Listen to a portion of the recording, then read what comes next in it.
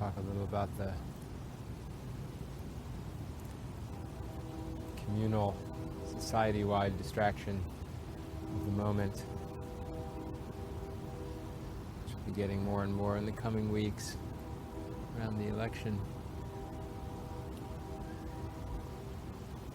This week I listened to read a couple of reports.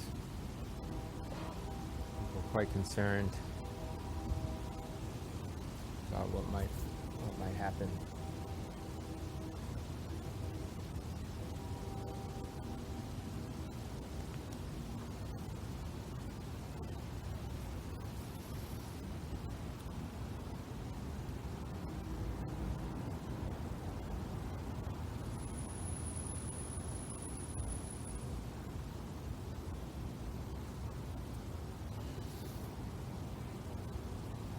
So,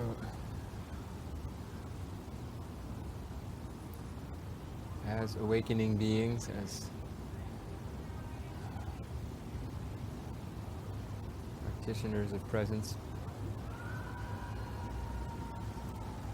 although we might expose ourselves to some of these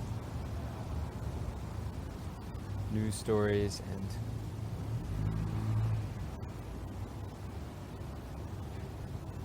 communal anxieties,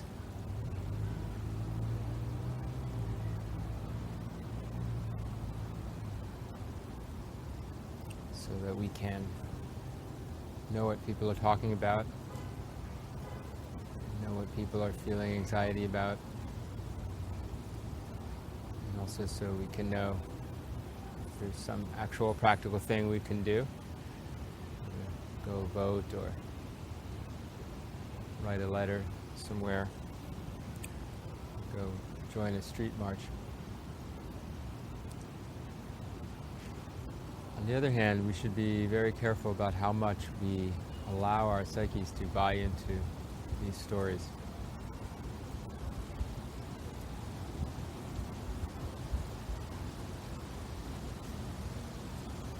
Our practice is again and again to recognize that when we stray from appreciating this unfolding presence, some anxiety starts, some discomfort starts,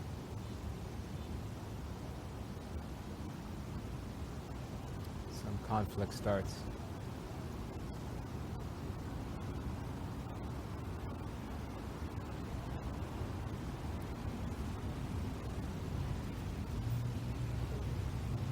And it's just a dream. It's suffering and conflicting and having anxiety over nothing that's real.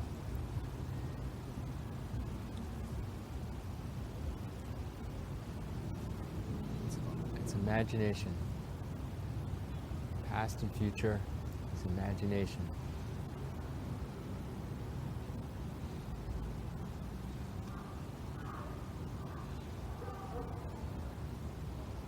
Individual people being responsible, being the source of their actions, is imagination.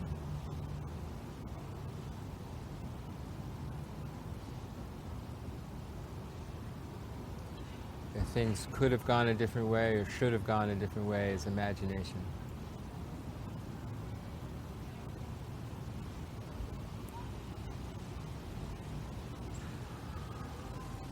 And it's believing in these imaginary stories that causes all the conflict and suffering in the world. It causes the isolation of the individual, the desire for more, the desire for greed,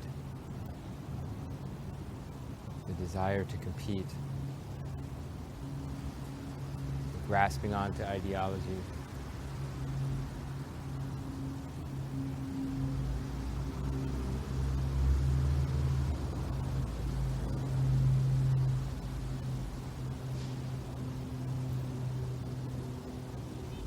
All that disappears when you realize it's all a dream.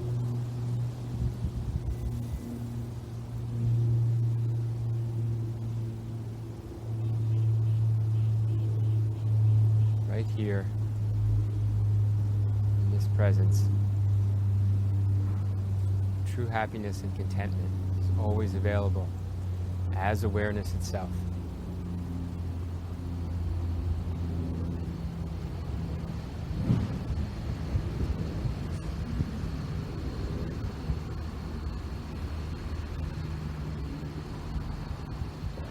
Life doing itself, not you as some fictional entity controlling things, trying to manipulate, or arrive, or achieve.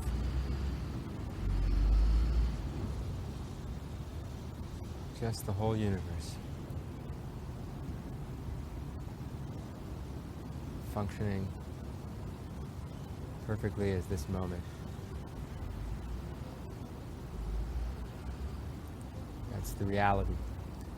From the point of view of the ego story, that's escaping from the reality, which it thinks its story is the reality, which is only thinking, never actualized, always past and future thinking. And it assumes that to be real. And being aware of what's actually happening, the complete, fully embodied moment, that's escapism. So that's totally absurd.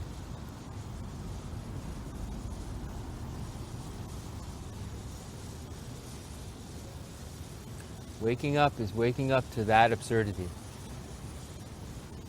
That our make-believe abstract stories are real. And the real, palpable, present unfolding is somehow an escape.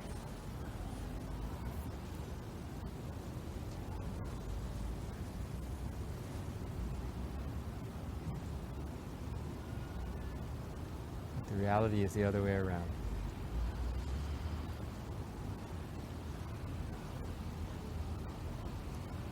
Imagination comes and goes and is simply our conditioning, arising, passing away.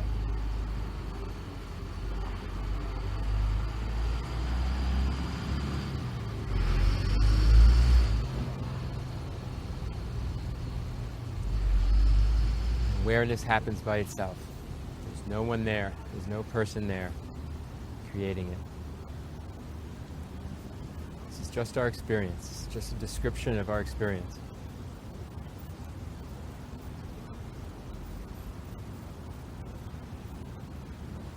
And you of course have to verify for yourself.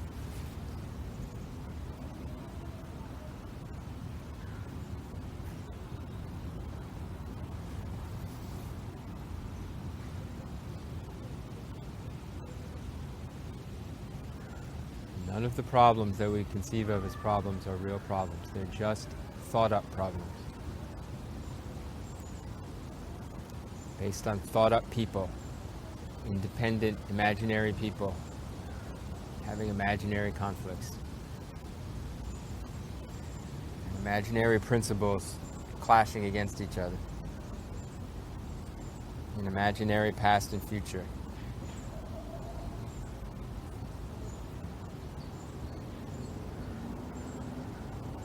The reality, the moment, is just perfectly at peace, perfectly inclusive, perfectly complete. Its essence of peace might be displaying as activity and rapid change to our senses.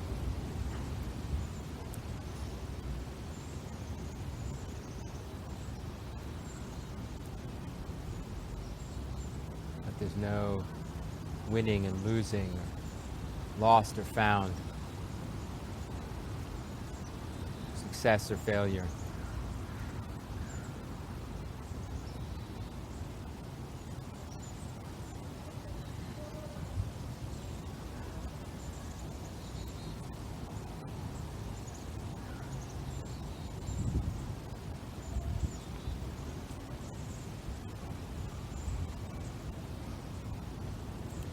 This one inclusive happening.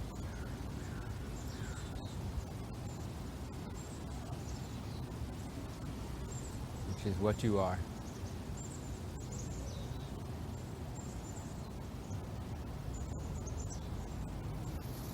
the only true refuge.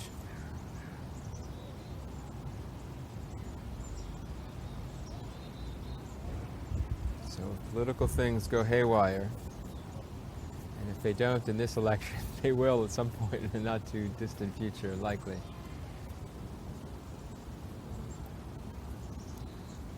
Nothing happens to your true refuge. Presence is undisturbed. What you really are is undisturbed.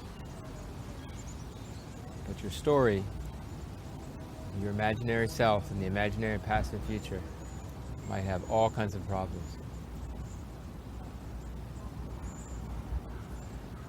And if you dwell in the problem imagination, you suffer, and you spread suffering to others, and you create more problems. More imaginary problems, but they're felt by people who participate in that imagination.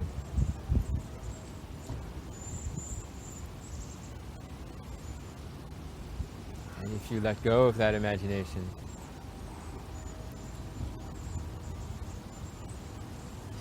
and return to present true nature,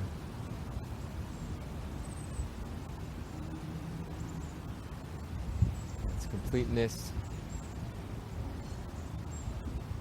in its beauty,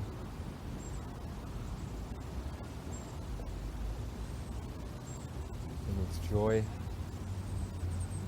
not necessarily excited, ecstatic kind of joy, although sometimes, but peaceful, settled joy.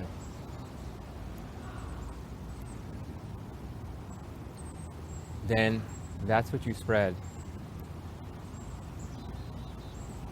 That's what you offer to others.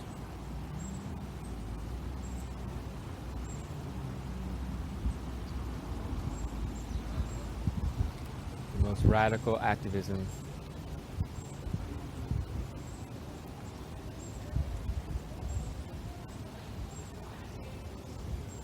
The most fundamental way to make positive change.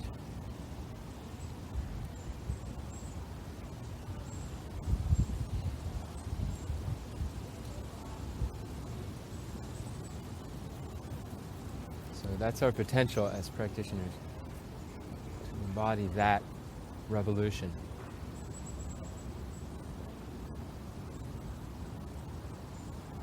To share that fundamental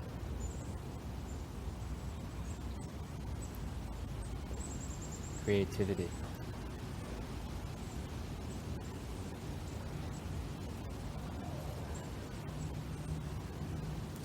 Doesn't mean we can't also vote, can't also share information, can't protest, or whatever else the body-mind feels called to do. But when we get lost in it, we suffer, and we spread suffering. And when we stay in touch with our present reality, we're nourished by that, and we can spread that.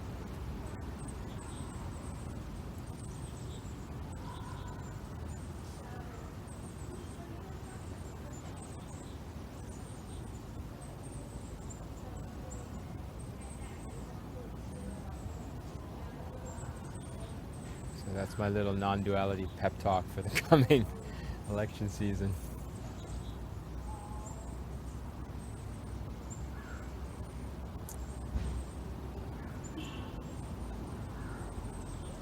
Anything coming up you all want to say?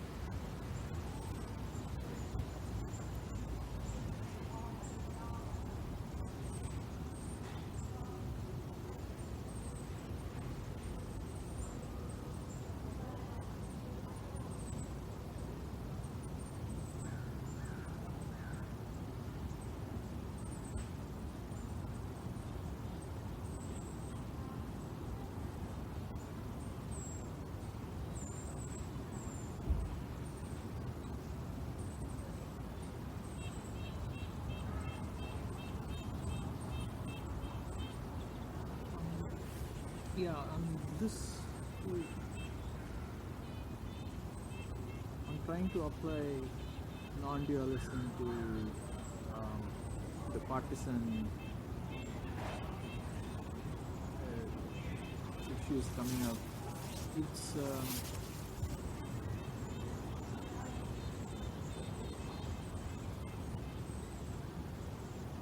I don't know. I'm how to verbalize it well enough, but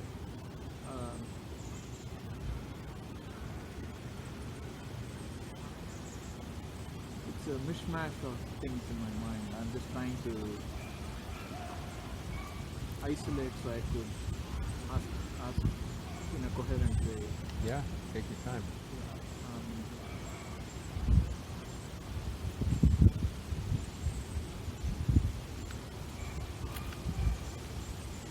Maybe I'll just put forth my points and we can pick it apart. Sure. Of late, there is these as the arguments around various issues keep shifting in radical directions. There are some arguments saying we should not normalize. It's not an argument and a counter argument. This should not even be an argument in the first place. If something is being widely accepted, and then for the sake of politics, a radically different viewpoint has been put, then the media's tendency is to say this is the new argument and these are the reactions, as if it's being covered by, as if they're covering any other. And then there are these people saying it should not be that. It's not even the argument. Talking about false equivalencies. Yeah. So that is coming up a lot, and when I observe my reactions to that, it is very difficult to suppress the thought that I'm able to see something that the other person may not be able to see. So it's not worth. So there is this question of worth that comes up, and let me take a concrete example instead of speaking in the abstract. You must have heard of this QAnon. They have these crazy. I don't know much about him, but mostly I hear from Suelo's post. So they have these weird ideas that Democrats are cannibalistic pedophiles and whatnot. And why not? And the problem is there are enough of them, and there are such strong believers that it's not. They are not being dismissed anymore. At the same time, they cannot be taken seriously. And when I observe this, the right thing to do would be the non-dual perspective would be to see a QAnon believer as somebody who's on this path of spiritual improvement or spiritual progress, and they are in a different stage and I'm in a different stage with quantitatively no difference, and it's so hard for me to quantitatively difference, qualitatively no difference, as in how far along they are in and it's so hard for me to not take their ideas seriously but take their being seriously, or I don't know how to put it across. So how, without dismissing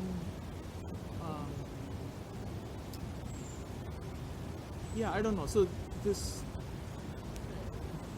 as I warned you before, these are all jumbled thoughts. Yeah, I can respond. So first of all, from the non-dual perspective, they're not other people on the path. It's somewhere else on the path, moving toward awakening. That's the dual perspective, actually. From the non-dual perspective, their reality happening, same as you reality happening. The one reality happens in many forms, and that's what it is. But also, your perception of them is not their perception of you. They're not the same. It's just your perception of them. So anything you can say from them is just projection. But whatever they are is the one, and whatever you are is the one. That we can know. More than that, we can't really know anything.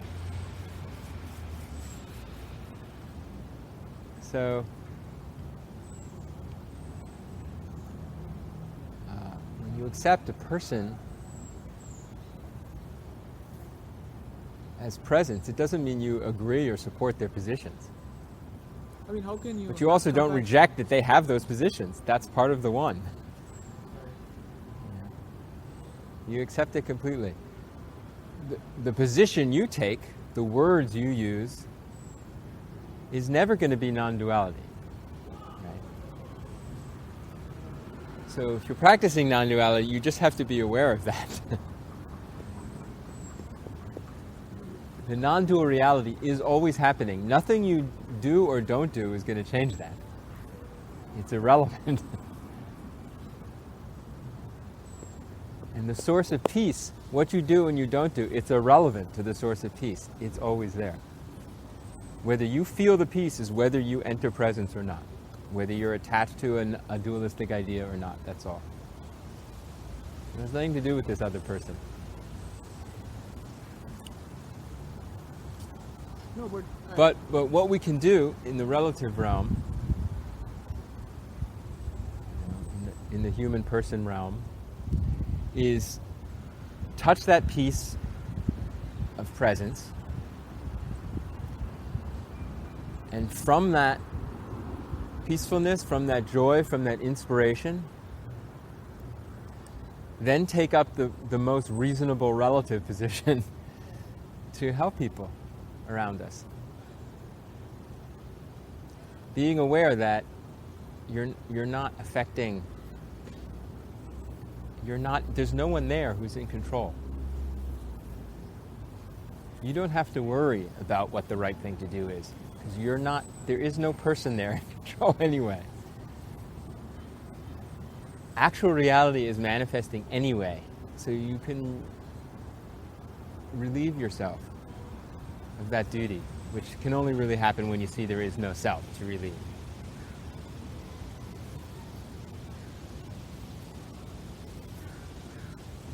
So in that relief, in that non-worrying, it's all okay mind, we do something.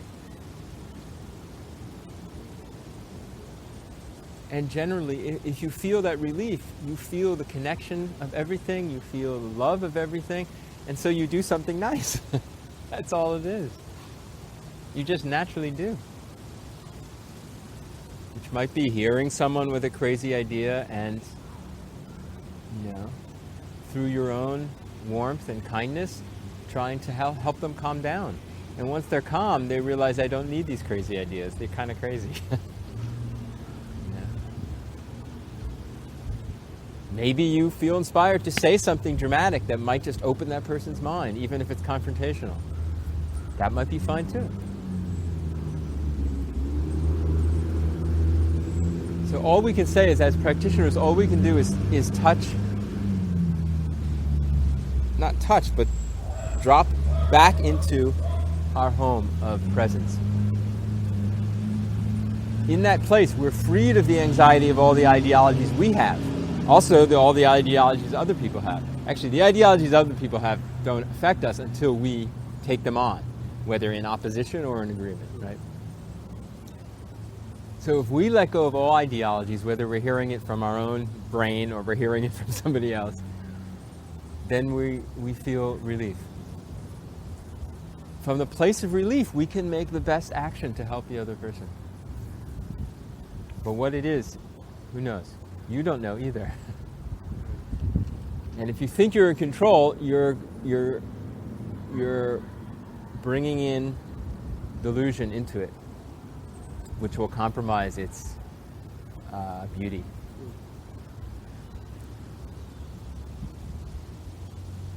So another more simple way of saying that is we have to be brave enough to realize nothing we figure out through our thinking mind is going to be true. It's all fantasy. Presence is already happening. Everything's okay. So be spontaneous. I mean, you may as well be spontaneous.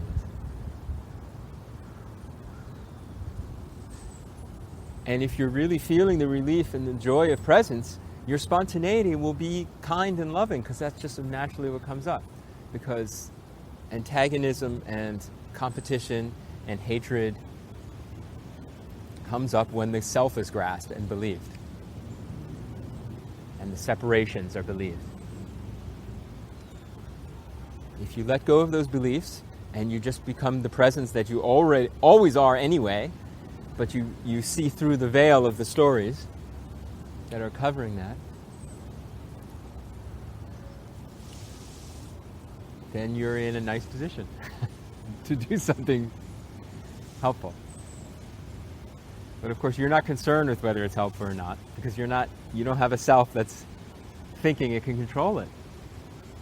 You're released into just the nature that there is, and the nature expresses through your body and mind, which means the words you know and the conditioning you have, but you don't attach to it. You just let it express itself. You don't believe it. And by living that way, you're inviting other people to also not believe their stuff. And if a QAnon person just not believe, comes to the space of seeing a light through the closed room of their ideology, seeing the window open from their closed room, or the door, and they know they can go out of it, you're freeing them. If you try to give them another ideology, that'll probably just fuel their holding on to their ideology. So I think the greatest gift we can give is the option of no ideology, returning to presence. Helping people say, well, you can question all your ideology. You can question my ideology too. But you can't question this. So why don't we go back to this, in whatever way you might say that.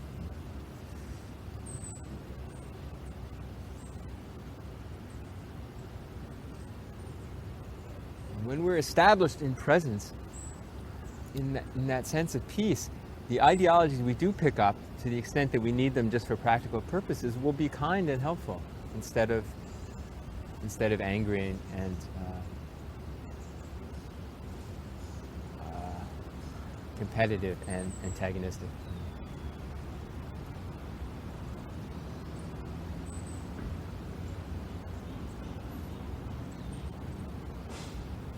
Pushing away ideologies, hate-filled ideologies, are there because the person is afraid.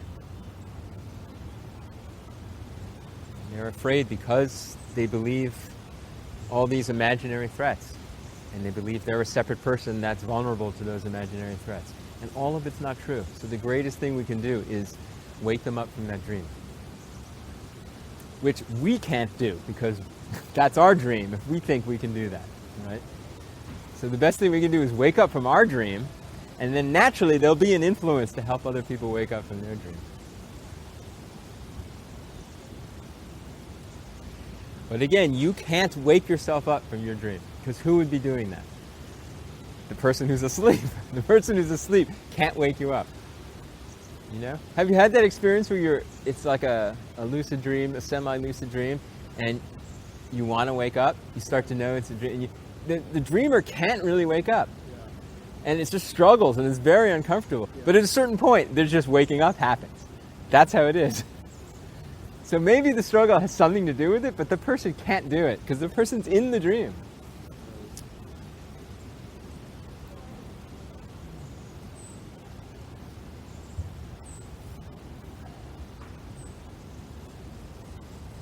But when you see that, there's some shift that starts to happen. When you know, oh, I can't do it because I'm just a dream. I'm just a thought. Then you come up against the wall of the self's edge, and it starts to crumble.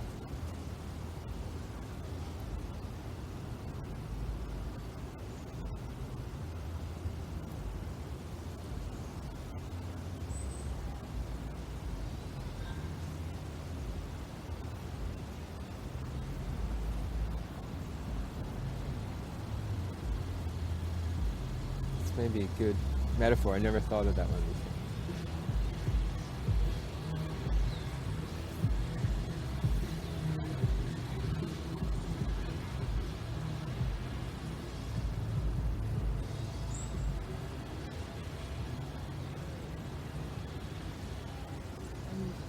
That,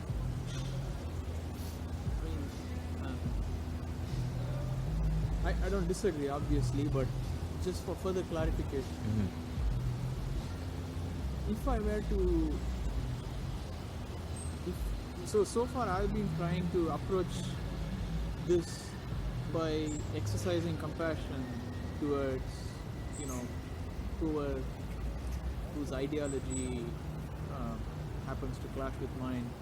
I see if I can exercise compassion to cut through that.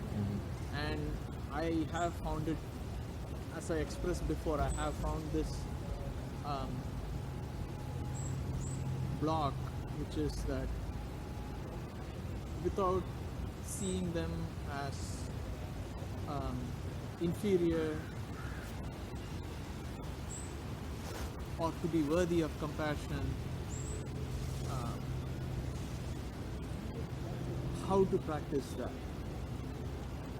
So, I mean, practicing intentionally compassion is not really a non-dual practice. That doesn't mean it's not a good thing to do. It might be a very good thing to do. It depends on your state and where you're it's at. just a crutch, Yeah. Compassion arises naturally when your self drops. It's just, there is compassion. It's just what there is. That's not intentionally cultivated, right? But if you're not dropping yourself and and yourself wants to intentionally cultivate compassion, that might help. That might help make the self a little less hard.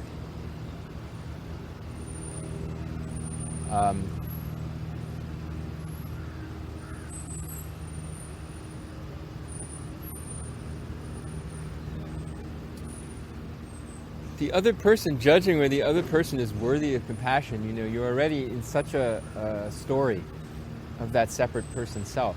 And you're evaluating that separate person on their ideology, which is ridiculous. All the ideologies are wrong. Some are less practically useful than others, for sure. Yeah. Some are more toxic. But they're all illusion. And you can use your thinking mind to decide which one is more toxic and which one is less toxic, but that has nothing to do with judging a person. Yeah, logically speaking, but it just creeps up. Yeah, and I mean from the non-dual perspective, the person isn't even a person. And you're not you. It's just what's happening. So it's not up to you to decide whether they're worthy of compassion. That's God happening. It's not up to you to think about how it should be. Everything else is also. That doesn't mean their position is going to be more legitimate or something. God manifests as crazy ideas sometimes, completely toxic, wrong ideas, and terrible things that happen also.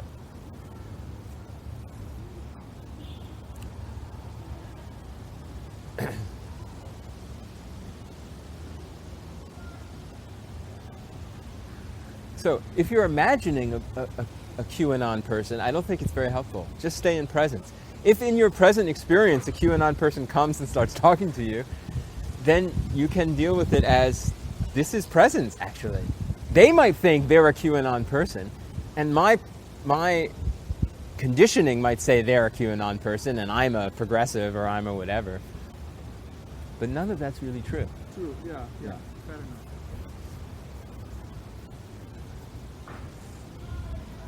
So basically, you don't have to figure out what you're going to think of these people.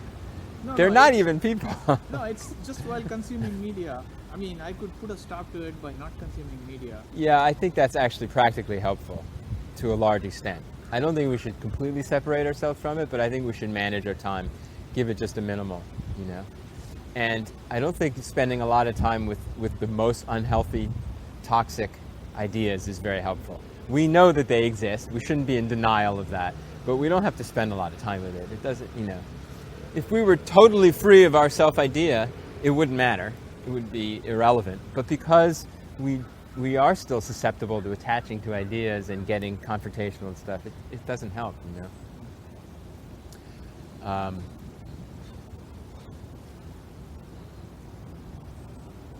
Basically, we have to find that confidence that freeing myself, which again, you can't actually do, right? Just we're using language, so it's dualistic, but freedom happening is the dawn of joy for myself, which is what I really want. I can say I want all these political events to happen or solutions to world problems happening, but ultimately what I want is to be happy. The way to that is entering presence. And the best way to help others is entering presence. Because we become a manifestation of peace and joy, which is what everyone else wants. And we can offer it to them. Not intentionally, but it just happens. So those are the two main things one might think about. How do I make myself happy? How do I make other people happy? From the conventional standpoint. So the answer is presence. Ultimately, how do political problems become solved? Presence. Personal problems, political problems, they're not different. Thinking that they're different is the imagination of dualism. Thinking I'm the separate self and out there's a political world. That doesn't exist. It's imagination. All there is personal experiences. We can call them personal experiences, but they're not actually personal experiences. But what we perceive as personal experiences, they're actually just experience, and they're actually all one experience happening. But they're perceived as separate personal experiences. And that's all there is. Everything else is imagination. I mean, that's the evidence of our life, of our lived experience, right?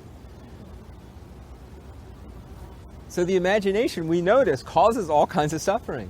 So our practice is to let go of it, that's all. When we let go of it, we're helping others let go of it.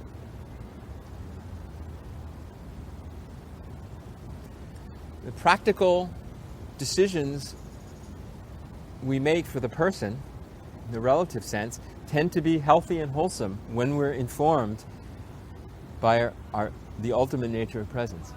And they tend to get more and more unwholesome and toxic when we're more and more attached and believe more completely to the story of my separate self and all these other separate selves, and the political world is real and past and future is real. And the more that's really grasped, the more our behavior becomes unwholesome.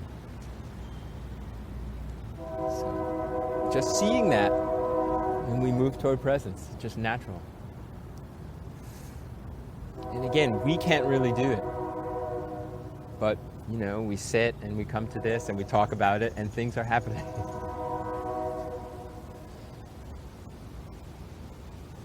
And you come to a place in that dream where you realize I'm dreaming.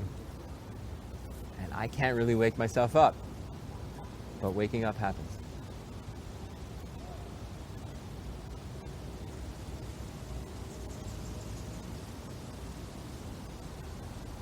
Just see that there's no one there asleep.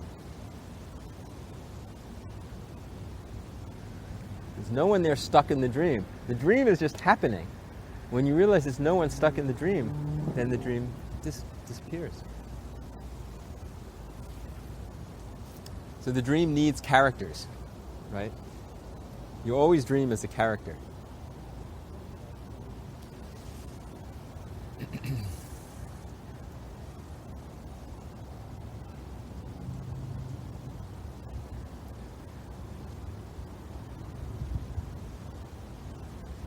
Dreaming a lot in our waking life, right? As a character. But when there's no character, you're awake.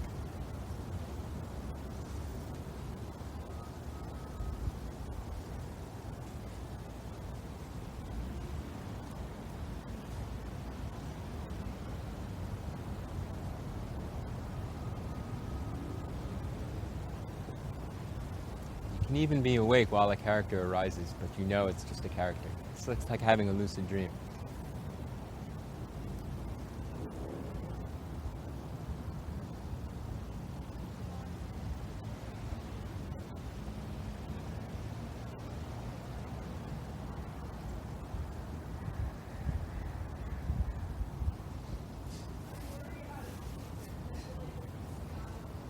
There's different kinds of lucid dreams, but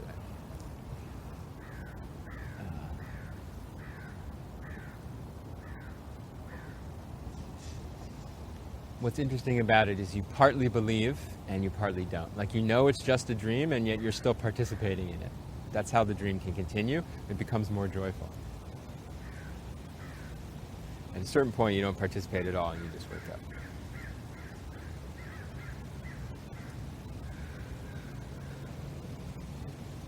And in our lived experience we move from, go in and out of how much we're believing in a dream. But we can stay aware that it's a dream, and then we can stay free of suffering.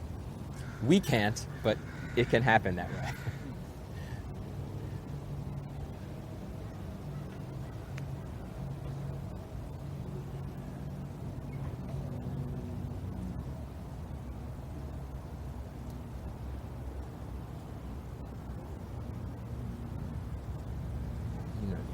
Again, remember, none of these models are really correct. None of my words are really correct, but they're just pointing at something.